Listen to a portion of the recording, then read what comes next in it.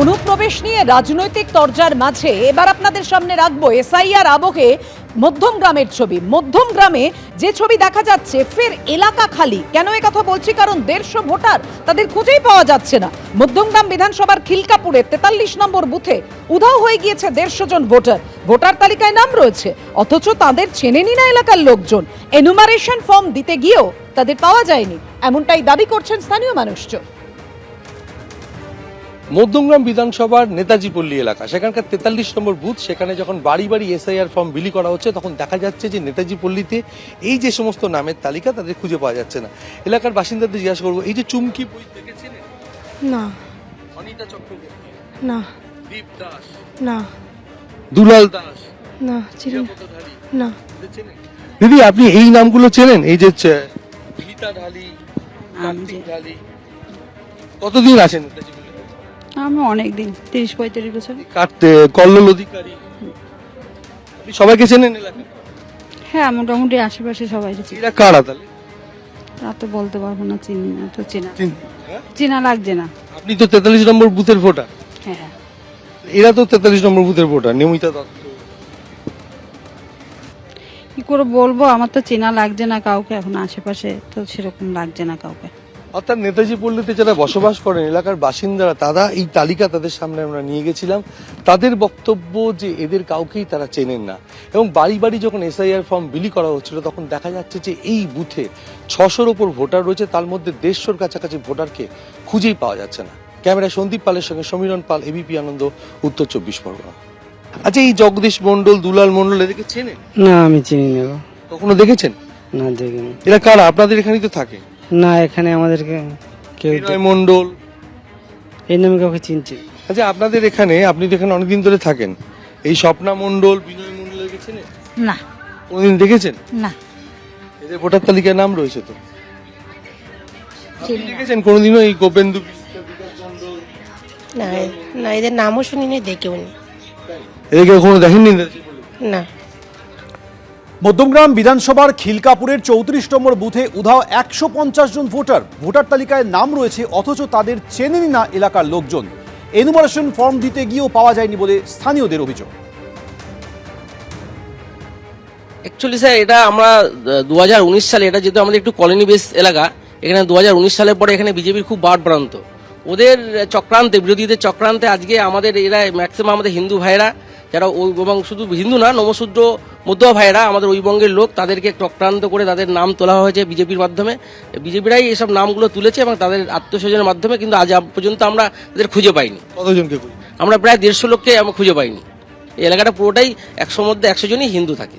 তাদের ভোটার তালিকায় নাম রয়েছে, কিন্তু তাদের তো আমরা খুঁজে পাচ্ছি না। এটা বিরোধী, ওরা বিজেপির চক্রান্ত করে তারা এইসব নামগুলো তুলেছে। তুলে আজকে ভেবেছিল যে এই ভোটগুলো তারা এতদিন ধরে করিয়ে এসছে, কিন্তু এই এসআইআর করার মাধ্যমে দিয়ে দেখা যাচ্ছে তাদের খুঁজে পাওয়া যাচ্ছে না, তারা আসতে পারছে না, তাই এরা আসছে না এখানে, বাংলাদেশ থেকে হয়তো আসতে পারছে না। এ ধরনের 100, 800, 8000 সোনালীদের সঙ্গে সঙ্গে লক্ষ লক্ষ রূপালী খাতুন ছড়িয়ে আছে। সুতরাং পশ্চিমবঙ্গের আভ্যন্তরীণ নিরাপত্তা শুধু বিঘ্নিত নয়, পশ্চিমবঙ্গের কারণে জাতীয় নিরাপত্তা কম্প্রোমাইজ। বিজেপির উদ্দেশ্যে হুঁশিয়ারি তৃণমূল নেতার। একজনও বৈধ ভোটার বাদ গেলে বিজেপিকে ঝেঁটিয়ে বিদায় করব। হারোয়ায় ভোটার সহায়তা মিছিল থেকে তৃণমূল নেতার এই হুঁশিয়ারি। ভাগাভাগি রাজনীতি করতে এলে কলার ধরে নদীতে ফেলবো। স্টেজ থেকে কলার ধরে নামি বিদ্যাধরীতে ফেলার হুমকি তৃণমূল নেতা। আজকে হিন্দু আর মুসলমানের রাজনীতির ক্ষেত্রে ভাগ করতে আসে, তাদের 2026-এ এই এলাকা বিধানসভা হারোয়া বুড়াপুর কুলটির লক্ষ্যে আমরা তাদের মঞ্চে উঠে যাওয়ার কলার ধরে বলবে, এরা পবিত্র মুসলিম হিন্দুর পবিত্র ভূমি, এরা আমাদের সংগ্রামের মাটি। এখানে যদি কোনো বিজেপি হিন্দু মুসলমান ভাগ করতে আসে, তা এসকের থেকে কলা ধাক্কা মেরে এই বিদ্যাধরী নদীতে আপনাকে ছুড়ে ফেলা হবে। আপনার কোনো পথ এই পশ্চিম বাংলায় আপনাকে আটকাতে পারবে না। দিল্লির ভাড়া করা কোনো পথ আপনাকে আটকাতে পারবে না। আমরা বিভিন্ন বক্তব্যের মধ্যে দিয়ে বিজেপিকে বোঝাতে চাইছি, এ বাংলার মাটি আপনার মাটি, এ মাটি হিন্দুর মাটি, এ মাটি মুসলিমের মাটি, এ মাটি সাম্প্রদায়িকের মাটি নয়। এখানে আপনাদের ভোট নেই, এ মাটিতে একটা বুড়ো ঝেঁটা আপনাদের জন্য আছে।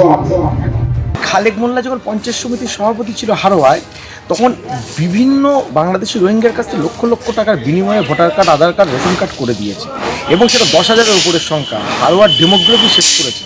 এ হচ্ছে ভারত বিরোধী, বাংলা বিরোধী, হচ্ছে বাংলাদেশি রোহিঙ্গাদের পক্ষে। এবং এমন ধরনের একটি মানুষ আজকে এইসব বাংলাদেশি রোহিঙ্গারা প্রচণ্ড পরিমাণ চাপ দিচ্ছে তাকে পয়সা ফেরত দেওয়ার জন্য, নাইলে ভোটার লিস্টে নাম রাখার জন্য। সেই জন্য বিজেপিকে আক্রমণ করছে। আসলে টিকে থাকতে হবে, না হলে এইসব লোকের আক্রমণ থেকে সে বাঁচতে পারবে না। আমরা সব দিকে সজাগ আছি, নজর রেখেছি। ভারতীয় জনতা পার্টি একজন বাংলাদেশি রোহিঙ্গাতে এই বাংলায় থাকতে দেবে না। হারোয়ায় তৃণমূল নেতা হুমকি দিচ্ছেন বিজেপিকে, বাঁকুড়ায় আবার বিজেপি পাল্টা হুমকি দিচ্ছে তৃণমূলকে। বদল হবে, বদলাও হবে, গলায় হাত ঢুকিয়ে বের করব তোলার টাকা। বাঁকুড়ায় পরিবর্তন যাত্রা থেকে তৃণমূলকে হুমকি বিজেপি বিধায়কের। গলায় হাত ঢুকিয়ে পেট থেকে বের করে আনা হবে তোলার টাকা। জনসমর্থন না পেয়েই হতাশার হাহাকার, পাল্টা কটাক্ষ করেছে তৃণমূল। আসলে উনি দিশাহারা হয়ে গেছে। উনি একটা জনসভা করতে গিয়ে দেখতে পাচ্ছেন লোকজন কিচ্ছু নেই, ফাঁকা মাঠে উনি দাঁড়িয়ে বক্তব্য রাখছেন কুয়া বাগানের মতন একটা বড় জায়গাতে, এবং যার ফলে উনি দিশাহারা হয়ে তৃণমূল কংগ্রেসের কর্মীদের আহ্বান জানাচ্ছে 2026 নির্বাচনে অবশ্যই বদল হবে। উনি এমএলএ হিসাবে পরাজিত হবেন, মানুষ যাবে চুপি চুপি জোড়া ফুলে ভোট দিবে, মমতা বন্দ্যোপাধ্যায়ের প্রতীকে জয়লাভ তৃণমূল কংগ্রেস করবে। উনি এমএলএ হিসেবে হারবেন, এটা হচ্ছে বড় বদল। যারা বিজেপি করতে চান, যারা সৎ আছেন মানুষ, সাধারণ মানুষ, তাদের প্রত্যেককে তৃণমূলের মধ্যেও যদি কোনোখানে একটু আধটুকু সৎ থেকে থাকে, তারাও আসতে পারে, কোনো অসুবিধা নেই।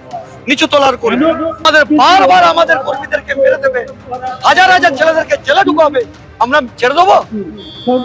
আমরা কোনো অন্যায়ে পা দেইনি, কিন্তু আমাদের যদি বারবার এরকম ভাবে করে, তাহলে আমরা ছেড়ে দেবো না। এর বদলও হবে এবং বদলাও নেবো। আগে নেবো বদলা, তারপরে করবো বদল। এবিপি আনন্দ, এগিয়ে থাকে, এগিয়ে রাখে।